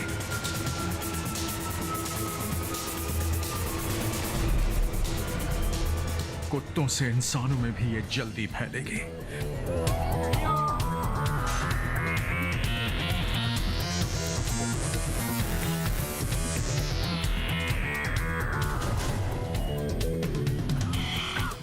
किसी जमाने में साइंटिस्ट हर बीमारी की दवा की खोज करते हैं, अब नई नई बीमारियों की खोज करते हैं। इस बीमारी की दवा कोई नहीं खोज सकता, लेकिन चाइना में इस दवा की खोज हो चुकी है 1600 सालों पहले बोधि धर्मन नामक एक महान पुरुष के नुस्खे के जरिए।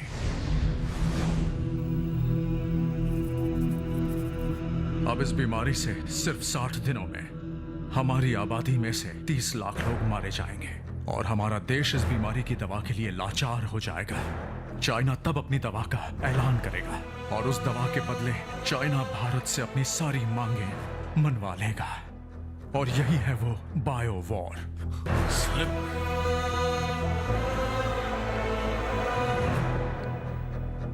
तो तुम सुधा के पीछे क्यों पड़े थे? आज से 3 महीने पहले सुधा की थीसिस को मैंने चाइना भेजा था। बोधि धर्मन के डीएनए रिसर्च से चाइनीज दंग रह गए। अगर बोधि धर्मन की काबिलियत और शक्तियां किसी में वापस आ गई तो भारत इस बीमारी की दवा बना लेगा। उसी को रोकने के लिए तुम्हें और सुधा को वो मारना चाहते हैं।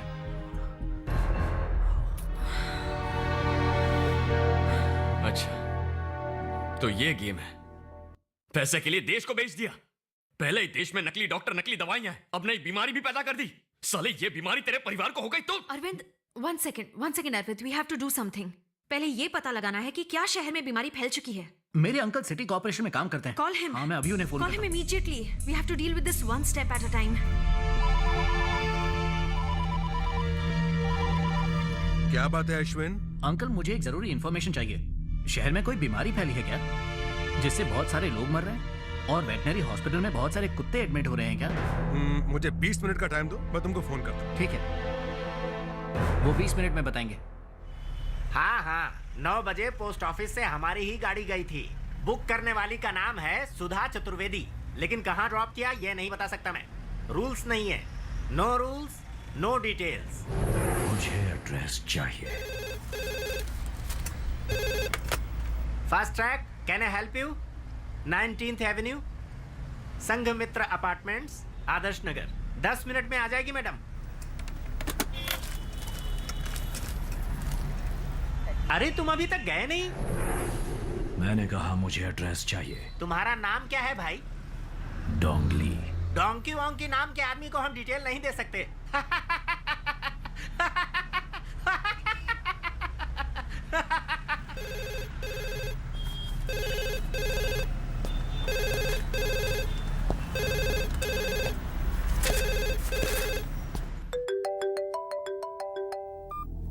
Hello uncle. हाँ बोलिए। हाँ अश्विन, तुम्हारी खबर सही है। कूपर हॉस्पिटल में कल 6 लोग एडमिट किए गए थे। कल सुबह 8:30 को एक मरा, 11:30 बजे दूसरा मरा। अभी तक बीमारी का डायग्नोज नहीं कर पाए हैं। वेटनरी हॉस्पिटल में एक ही दिन में लगभग 300 बीमार कुत्ते लाए गए हैं, ऐसी खबर मिली है। इसके बाद और कोई डिटेल मिलेगी तो मैं तुमको कांटेक्ट करता हूं। हमें तुरंत हॉस्पिटल जाना होगा, जल्दी। अच्छा, और इनका क्या करें? क्या इस कमरे के अंदर लैंडलाइन है? नहीं है ना?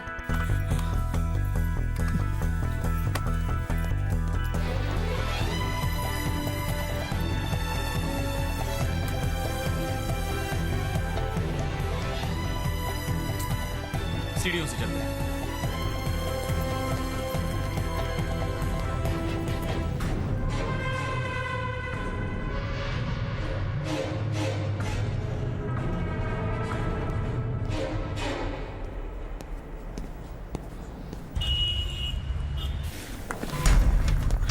जनरल वार्ड कहाँ है? 3rd floor. हम जा सकते हैं ना वहाँ? हाँ।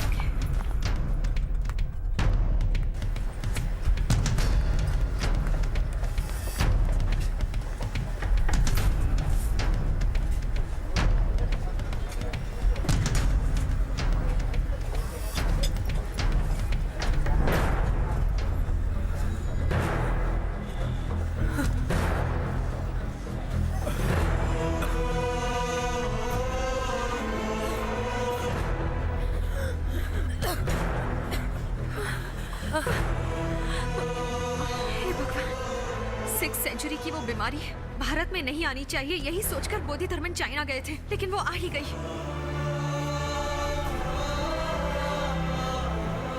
इतना बड़ा विश्वासघात, वो कमीना मेरे हाथ लग गया ना तो जिंदा नहीं छोड़ूंगा। नहीं अरविंद, अभी वो इम्पोर्टेंट नहीं है, उससे ज्यादा खतरनाक है ये फैलने वाली बीमारी। अगर इन पेशेंट्स को इस तरह जनरल वार्ड में रखा गया तो ये और ज्यादा फैलेगी। चलो, सबसे पहले इन पेशेंट्स को आइसोलेशन वार्ड्स में ले जाना होगा। अश्विन, तुम हेल्थ मिनिस्टर को कांटेक्ट करके इस बीमारी की सीरियसनेस बताओ। इमरान, तुम इन पेशेंट्स के मेडिकल रिपोर्ट्स जमा करके WHO को मेल करो। इस बीमारी की पूरी डिटेल्स टेलीग्राम के द्वारा, मेल के द्वारा सबको बतानी पड़ेगी। निशा, मालती, तुम दोनों न्यूज चैनल्स को कांटेक्ट करो। जनता को ये बताना पड़ेगा कि ये बीमारी कितनी खतरनाक है। अरविंद, मैं जाकर हॉस्पिटल के डीन से मिलकर आती हूँ। तुम जाकर चीफ डॉक्टर से मिलो। Okay, let's go. ओके। ये तुम क्या कह रही हो? 6th सेंचुरी की बीमारी है? हाँ डॉक्टर, 6th सेंचुरी में ये बीमारी चाइना में फैली थी और लाखों लोगों की मौत हो गई थी। कांचीपुरम से बोधि धर्मन ने जाकर इस बीमारी को क्योर किया था। ओह, फॉरेन जाने वाले पहले डॉक्टर। वही बीमारी अब इंडिया में आई है। उस बीमारी के 3 मरीज आपके हॉस्पिटल में एडमिट हुए हैं। कौन सी वार्ड में? जनरल वार्ड में, बेड नंबर 76, 77 एंड 78 डॉक्टर। ओह, उन पेशेंट्स की बात कर रही हो? Yes yes. उन्हें क्या हुआ है? Chicken pox. एंटीवायरल का एक डोज देंगे, मंडे डिस्चार्ज। नहीं डॉक्टर, उन्हें तुरंत आइसोलेशन में डालना होगा। अब जनरल वार्ड में रखेंगे तो ये बीमारी दूसरों को लग जाएगी। इनफैक्ट उन्हें अटेंड करने वाले डॉक्टर्स और नर्सेस को भी फेस मास्क दीजिए। मेरी बात सुनो, ब्लड टेस्ट, यूरिन कल्चर सब टेस्ट करना पड़ेगा। रिजल्ट आने में 5 दिन लग जाएंगे। उसके बाद ही ट्रीटमेंट होगी। तब तक ठीक नहीं होंगे तो दवाइयाँ बदल देंगे। Doctor please try to understand doctor, उसके लिए टाइम नहीं है। प्लीज अंडरस्टैंड मेरे डॉक्टर। पास भी टाइम नहीं है। ओपीडी में पेशेंट्स भरे पड़े। डॉक्टर,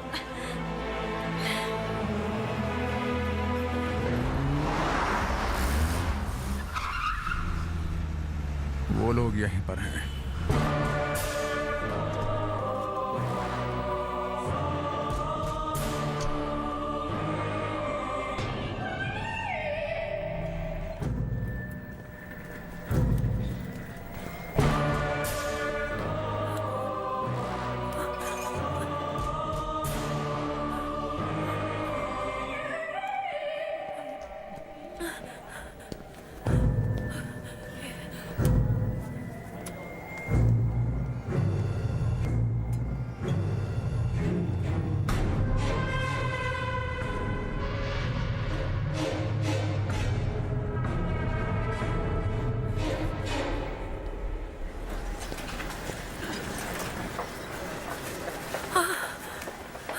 अगर डॉक्टर से मिलना है तो पहले चाय पानी निकाल। जरूरी काम से मिलना। Hello hello Arvind. बोलो सुधा। अरविंद, इमीडिएटली हॉस्पिटल के पीछे के दरवाजे से बाहर आ जाओ। क्यों? डोंगली हमें ढूंढते हुए यहाँ भी पहुँच गया है। कहाँ है वो इस वक्त? हाँ, अरविंद जल्दबाजी मत करो। फिलहाल हम उसका कुछ नहीं बिगाड़ सकते। अगर उससे झगड़े में फंस गए तो सब बेकार हो जाएगा। Arvind please try to understand. Arvind. हाँ बताओ, कहाँ हूँ मैं? हॉस्पिटल के पीछे की तरफ आ जाओ। आता हूँ।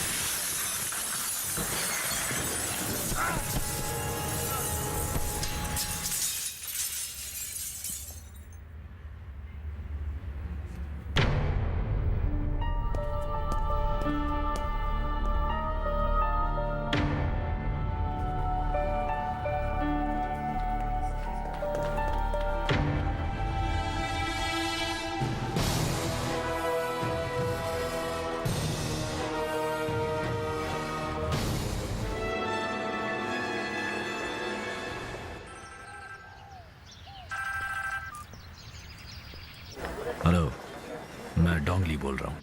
डोंगली, कैसे हो तुम? ध्यान से सुनो। मैंने एक आदमी को वश में करना चाहा, पर पता नहीं क्यों कर नहीं पाया। मैं वजह जानना चाहता हूँ। फौरन गुरु से मेरी बात करवाओ। ये नहीं हो सकता। डोंगली सबका माइंड कंट्रोल कर सकता है, उसे इसकी ट्रेनिंग मिली है। लेकिन वो इस वक्त दुनिया के कौन से कोने में है? वो इस वक्त मुंबई शहर में है, इंडिया में। वहाँ वो एक इंसान को अपने वश में नहीं कर पा रहा है।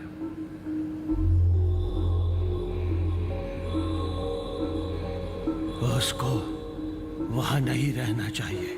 लेकिन क्यों? उससे वापस आने को कहो। पहले मुझे ये बताओ, मैं उसे वश में क्यों नहीं कर पाया?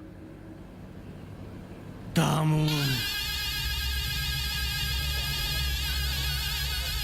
उसकी रगों में दामू का खून है। उसे तो मार दिया था ना। देखता हूं उसका खून क्या करता है।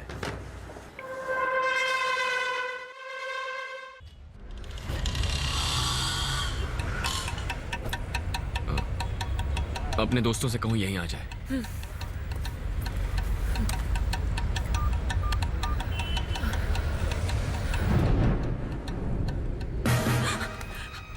अरविंद वो यहीं पर है, वो हमें ही ढूंढ रहा है। कहाँ है?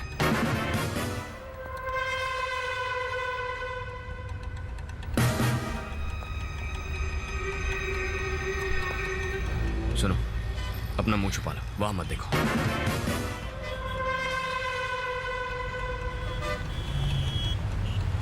चलो चलो, आप लोग रुके रहो।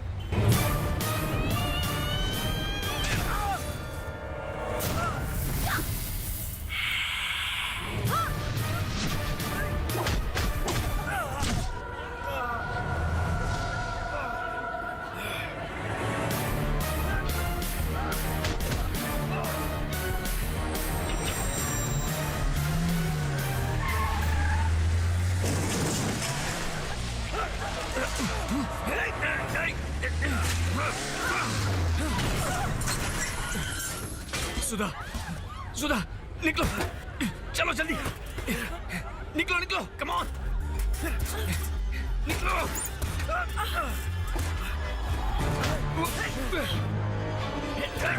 छोड़, सुधा, तुम जाओ। छोड़ना।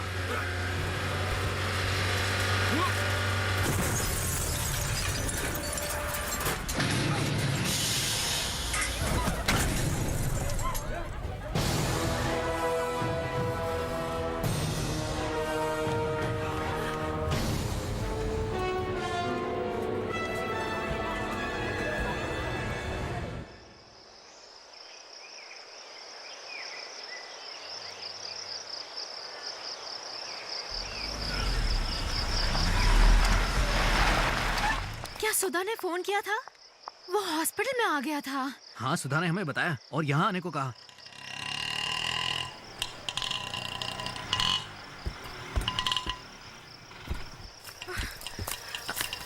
ओह माय गॉड, ये सब क्या हुआ है सुधा? हमने जितना सोचा था उससे बहुत डेंजरस है वो। हम जान बचाकर भाग कर आए, यही बहुत बड़ी बात है। अरविंद, अरविंद,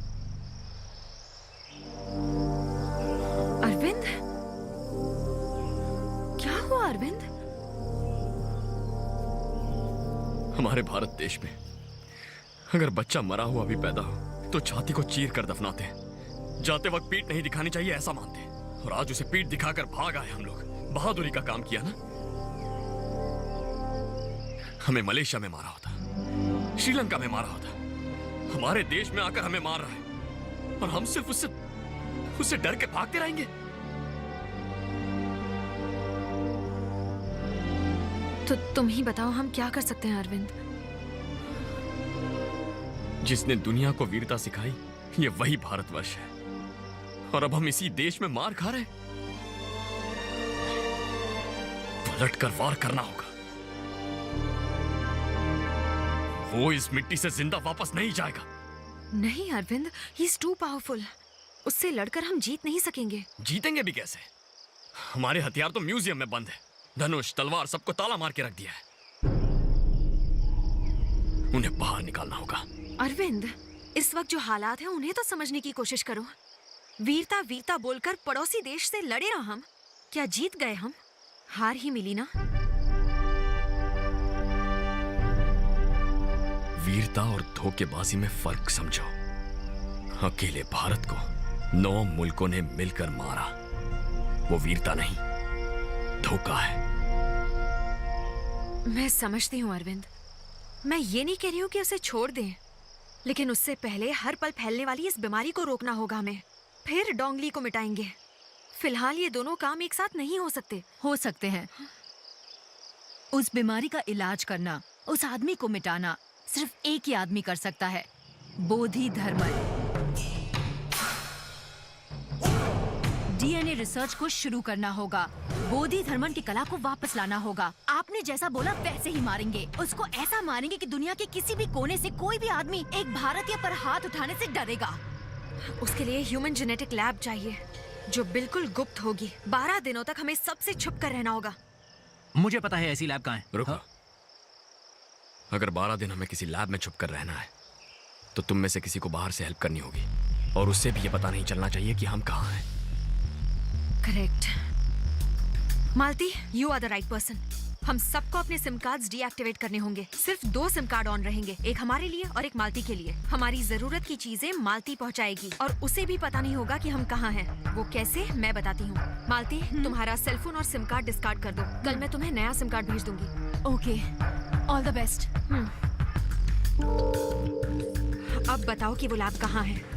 वो लैब गांधी पार्क में है। गांधी मंडपम और कैंसर इंस्टीट्यूट के बीच में है आईआईटी कैंपस। अश्विन ने इसी जगह के बारे में बताया था। आईआईटी कैंपस के पीछे बहुत बड़ा जंगल है। कैंपस 650 एकड़ में फैला है। उसमें से 450 एकड़ सिर्फ जंगल है। ये कोई नहीं जानता कि शहर में इतना बड़ा जंगल है। ये कंपोजिट टेक्नोलॉजी सेंटर है। ये मशीन डायनामिक सेंटर है। इससे 4 किलोमीटर दूर जेनेटिक इंजीनियरिंग लैब है। हमें उसी लैब में जाना है। मगर इन 12 दिनों में वहाँ कोई आ गया तो? नहीं सर, लकीली अभी छुट्टियां चल रही हैं। अगले 18 दिनों तक तो कोई नहीं आएगा। अंदर सब जर्मन इक्विपमेंट्स हैं। हमें दवाइयाँ, जड़ी बूटियाँ और जो भी जरूरत होगी उसके लिए मालती है जो बाहर से भेज देगी। ओके। अश्विन कब आएगा? लैब की चाबी और सिम कार्ड लेके रात को 11 बजे तक आ जाएगा। सबने सिम कार्ड को डीएक्टिवेट कर दिया ना? हाँ, कर दिया।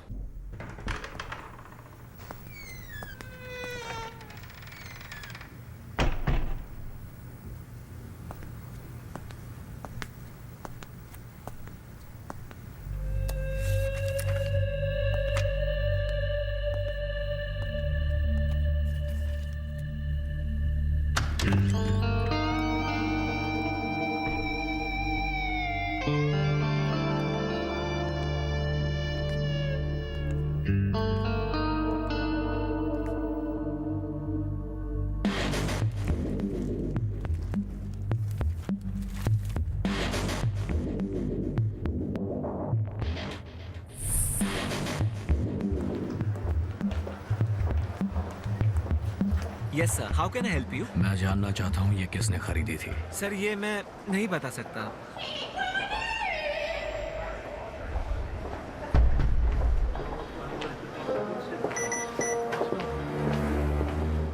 ये सीडी 22 फरवरी को खरीदी गई थी, पेमेंट कार्ड से हुई थी और कार्ड होल्डर का नाम है Imran Shahid. Credit card HDFC bank का था। उसका नाम इमरान शाहिद है। मुझे बताओ हाल ही में उसने और क्या क्या खरीदा है? 2 दिन पहले उसने अपोलो फार्मेसी से कुछ खरीदा था। कल उसने 1,500 रुपए का पेट्रोल भरवाया था, जगह Bharat petroleum Sewri. TN09 AT7419। TN09 एक सेकंड AT7419। इस कार में कल इमरान ने पेट्रोल भरवाया था। अच्छा, पर पता चला है वो कार इमरान की नहीं है। मुझे उस कार के मालिक का नाम और पता चाहिए।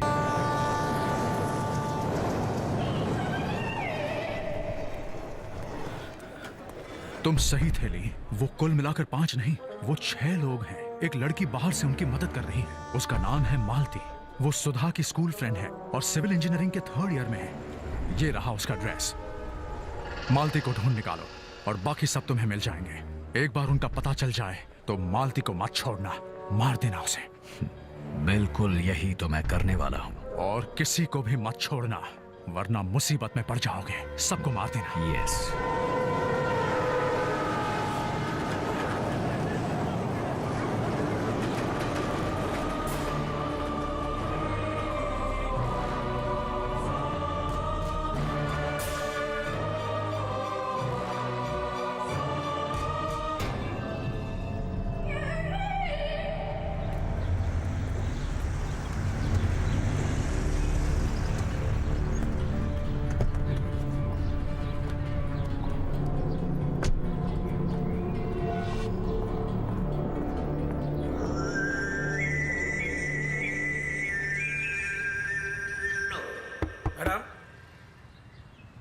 Madam,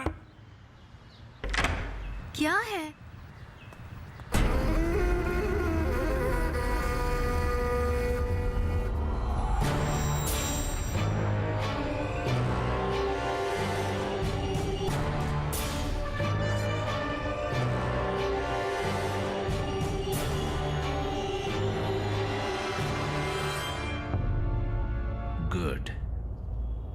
good plan.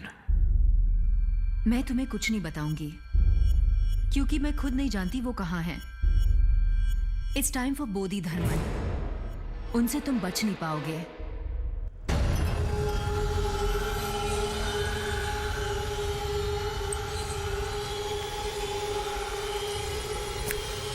उन्हें मेरी ओर से गुड लक कहना।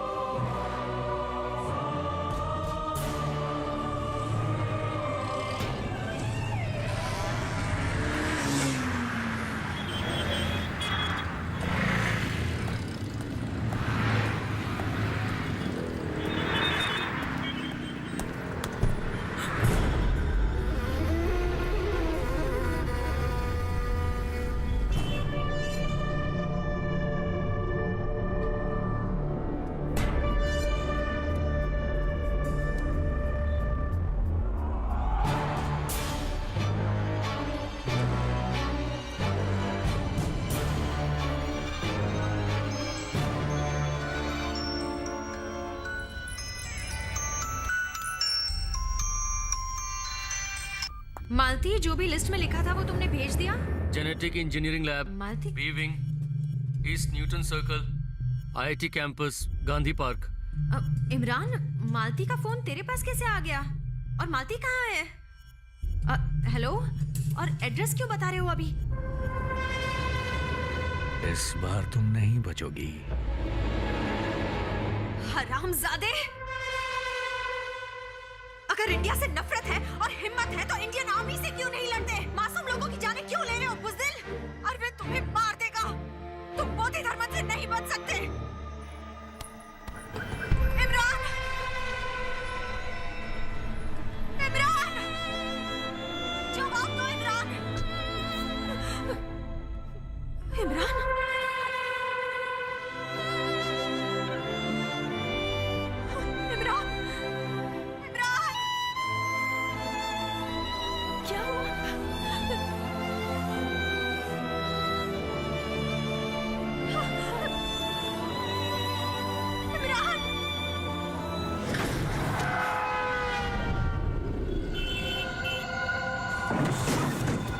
क्या हुआ सुधा?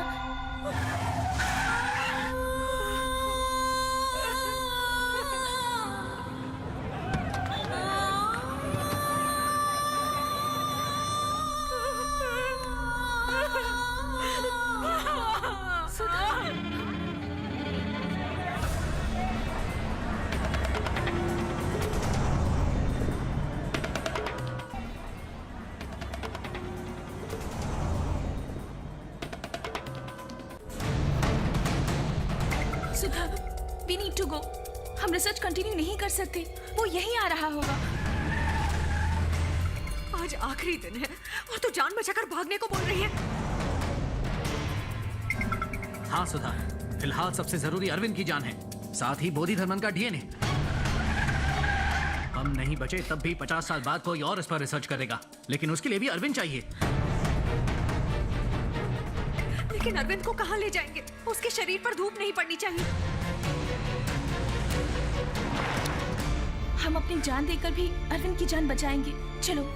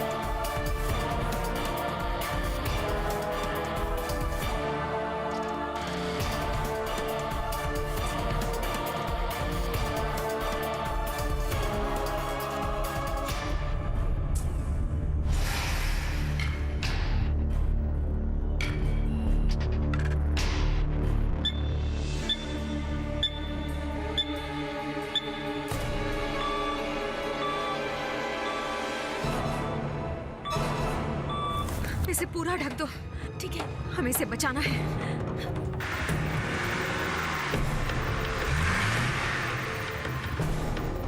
पूरी तरह कवर करो। सुधा! हाँ? डॉगली आ चुका है।